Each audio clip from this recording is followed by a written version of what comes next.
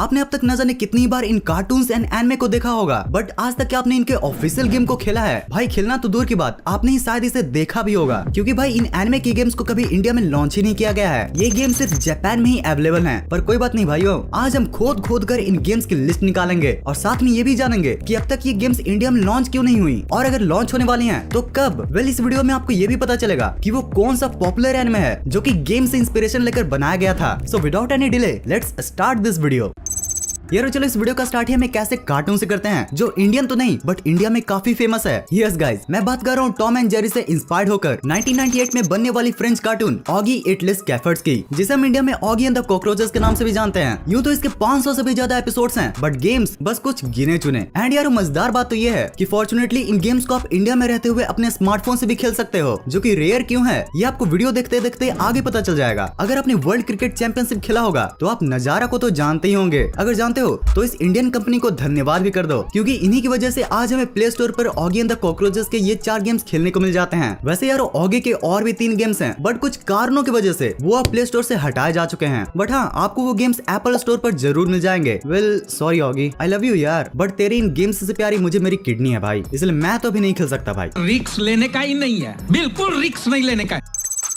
अब यार चलो उस एनिमे की भी बात कर लेते हैं जिसी से मुझे ये वीडियो का आइडिया आया, पोकेमॉन। अब यूं तो आप पोकेमॉन गो को तो जानते ही होंगे, मतलब भाई क्या क्या नहीं किया इस गेम ने। बट यार वो सिर्फ यही गेम नहीं है जो द पोकेमॉन कंपनी ने बनाई है। अरे भाई अगर टोटल गेम्स की बात करूं तो अब तक इस एनिमे पर 75 से भी ज्यादा गेम्स बन चुके हैं। अब यहाँ आप सोच सकते हो कि भाई इतने सारे गेम्स कैसे, पोकेमॉन तो एक एनिमे है, गेमिंग कंपनी थोड़ी ना। अब यहाँ मैं आपको एक मजेदार बात बताता हूँ। एक्चुअली में 1980s के समय में पोकेमॉन के क्रिएटर्स ने सबसे पहले पोकेमॉन गेम बनाया था, Pokemon red and Pokemon green, और शुरुआत से ही वो सिर्फ गेम्स ही बना रहे थे, जिसकी पॉपुलैरिटी को देखकर 1997 में इसकी एनिमे को भी स्टार्ट किया गया। तो अब आप समझ ही गए होंगे कि इस एनिमे के इतने सारे गेम्स कैसे हैं, और वो भी काफी पॉपुलर वाले। और गाइस सिर्फ यही 75 गेम्स नहीं है जिस पर ये कंपनी रुकने वाली है, क्योंकि आगे चलकर भी किसी एनिमे पर सबसे ज्यादा गेम्स बनने वाले हैं तो वो पोकेमॉन ही होने वाला है।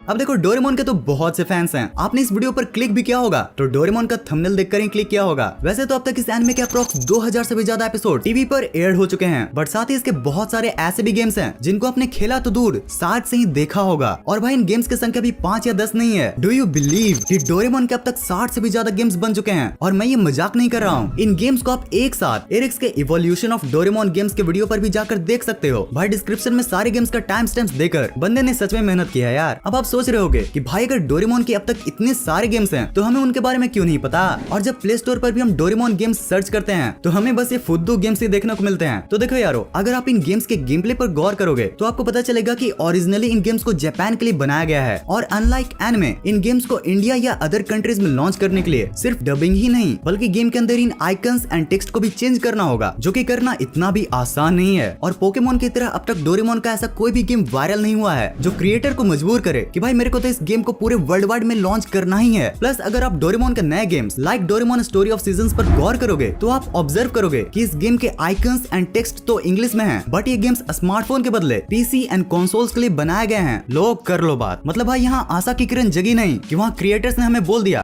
खत्म, bye bye, tata, goodbye, गया।